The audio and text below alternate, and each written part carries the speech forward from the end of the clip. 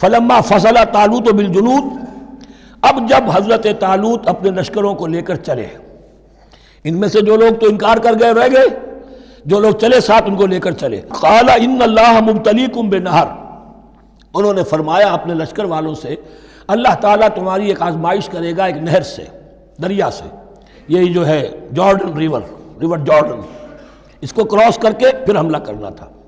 فمن شرب منہ فلیس منی، جو اس میں سے پیٹ بھر کر پانی پیے گا وہ مجھ میں سے نہیں ہے.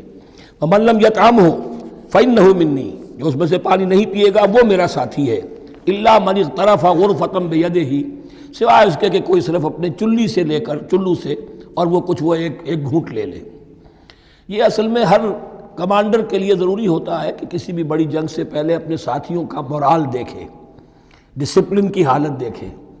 تو جیسے حضور نے بھی غزوہ بدر سے قبل مشاورت کی تھی کہ مسلمانوں ایک لشکر آ رہا ہے جنوب سے کیل کانٹے سے لیس، اور ایک قافلہ آ رہا ہے شمال سے، اور اللہ نے ان دو میں سے ایک کا وعدہ کیا تمہیں ضرور ملے گا، بتاؤ کدھر چلیں. اندازہ ہو گیا کچھ لوگ جو کمزوری دکھا رہے تھے انہوں نے کہا چلیں جی پہلے قافلہ لوٹ لیں، اور جو لوگ تھے باہمت انہوں نے کہا جو حضور آپ کی ارادہ، جو آپ کا منشا ہو. تو یہاں بھی انہوں نے اس سے ٹیسٹ کیا ہے کہ آیا وہ میرے حکم کی پابندی کرتے ہیں یا نہیں کرتے. فشربوا منہ، تو ان سب نے بہتوں نے پیا اس میں سے خوب جی بھر کر. الا قلیلا منہم، سوائے ان میں سے بہت کم تعداد میں. فلما جاوزہ ہوا والذین آمنوا معہ، تو جب گزرے اس دریا کے پار اترے وہ اور وہ لوگ جو ان کے ساتھ ساتھیہ اہل ایمان رہ گئے تھے. یعنی پہلی سکریننگ پہلے ہو چکی تھی، جو قتال ہی کے منکر ہو گئے تھے، اور اس کے بعد دوسری ہو گئی ہے کہ جو اس چھلنی میں سے نہیں نکل سکے، وہ پانی پی کر بے سدھ ہو گئے. یہ ایسا ہی ہے جیسے غزوہ احد میں حضور صلی اللہ علیہ وسلم کے ساتھ 1000 آدمی مدینے سے نکلے تھے اور پھر عین وقت پر 300 آدمی ساتھ چھوڑ کر چلے گئے. تو جب انہوں نے دریا پار کر لیا انہوں نے اور ان کے ساتھی اہل ایمان نے، قالوا لا طاقت لنا اليوم بجالوت وجنود، تو انہوں نے کہا کہ ہمارے اندر تو واقعتاً طاقت نہیں ہے کہ ہم جالوت کا اور اس کے لشکروں کا مقابلہ کر سکیں. یہ گولیت جس کو کہتے ہیں جالوت، یہ بڑا قوی ہیکل انسان تھا، اور اس کا جو زرہ بختر تھا وہ اتنا پورا جسم ڈھکا ہوا کہ سوائے آنکھ کے سوراخ کے اور کچھ نہیں تھا اس میں، جو نظر ہی نہیں آتا تھا. تو اس نے مبارزت کی اور کوئی بھی مقابلے پر نہیں آ رہا تھا. قال الذين يظنون انهم ملاقو الله كم من فئة قليلة غلبت فئة كثيرة باذن الله، تو کہا ان لوگوں نے جو یقین رکھتے تھے کہ اللہ سے ملاقات کرنی ہے کہ کئی مرتبہ ایسا ہوا ہے، کتنی مرتبہ ایسا ہوا ہے کہ چھوٹی جماعت غالب آ گئی ہے بڑی جماعت پر اللہ کے حکم سے. یعنی آگے بڑھو، ہمت کرو، اپنی جو ہے کم ہمتی کا ثبوت نہ دو، اللہ تعالیٰ کی نصرت سے، اللہ کی مدد سے تمہیں فتح حاصل ہو جائے گی.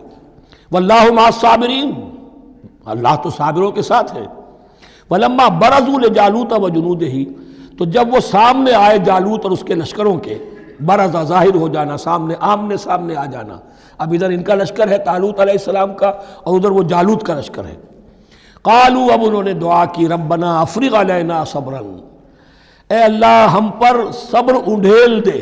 یہ افرغ کا لفظ ہوتا ہے کسی برتن سے پانی اس طرح گرا دینا کسی کے اوپر کہ وہ برتن خالی ہو جائے، گھڑوں پانی ڈال دینا یا کچھ اور برتن میں سے. افرغ علینا صبرا، ہم پر صبر انڈھیل دے، صبر کی بارش فرما دے. ربنا افرغ علینا صبرا وثبت اقدامنا، اور ہمارے قدموں کو جما دے، وانصرنا علی القوم الکافرین، اور ہماری مدد فرما ان کافروں کے مقابلے میں. یہی دعا گویا کہ تلقین کی جا رہی ہے اہل ایمان کو کہ جب بدر کے موقع پر تمہارا مقابلہ ہوگا تو تمہیں یہ دعا کرنی چاہیے. فہزموہم باذن اللہ، تو انہوں نے بھگا دیا ان کو اللہ کے حکم سے، اللہ کے اذن سے، اللہ کی مشیت سے. وقتل داؤد جالوتا، اور قتل کیا جالوت کو داؤد نے. یہ داؤد جو ہے تورات سے معلوم ہوتا گڈریے تھے، جنگلوں میں رہتے تھے اپنی بھیڑیں بکریاں لے کر، اور ان کے پاس ایک گوپیا ہوتا تھا، اس گوپیے کے اندر پتھر رکھ کر اس کو گھما کر وہ مارتے تھے. لیکن نشانہ اتنا صحیح تھا کہ اس سے وہ کہتے تھے کہ میں شیروں کے جبڑے توڑ دیتا ہوں.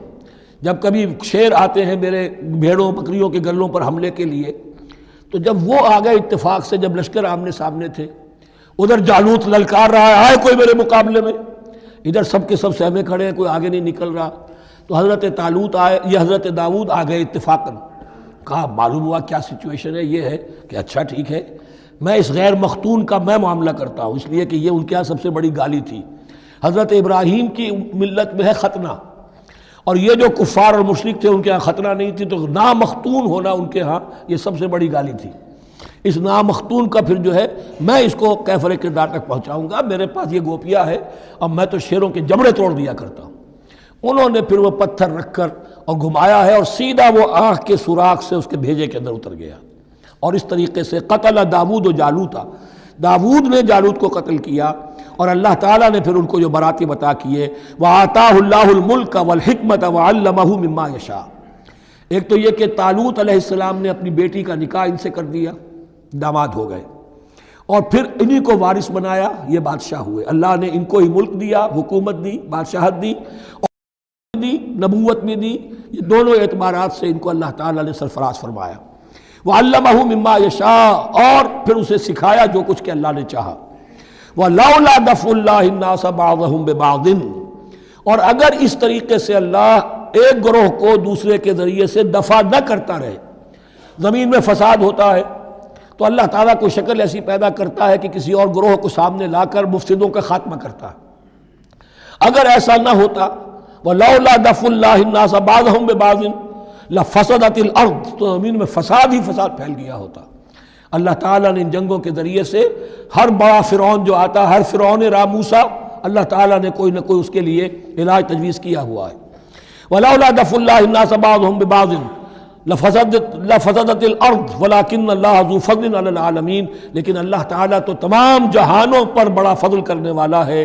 تِلْكَ آیاتُ اللَّهِ نَتْلُوهَا عَلَيْكَ بِالْحَقِّ، یہ اللہ کی آیات ہیں جو ہم پڑھ کر آپ کو سنا رہے ہیں حق کے ساتھ۔ یہ قول گویا کہ حضرت جبرائیل کی طرف منسوب ہوگا، یہ اللہ کی آیات ہیں اے مسلمانوں، اے محمد صلی اللہ علیہ وسلم، جو ہم آپ کو سنا رہے ہیں حق کے ساتھ۔ وَإِنَّكَ لَمِنَ الْمُرْسَلِينَ، اور یقیناً اے محمد صلی اللہ علیہ وسلم آپ رسولوں میں سے ہیں۔ تِلْكَ الرُّسُلُ فَضَّلْنَا بَعْضَهُمْ عَلَى بَعْضٍ، ایک بہت اہم قانون بیان ہو رہا ہے، ان رسولوں میں سے ہم نے بعض کو بعض پر فضیلت دی ہے۔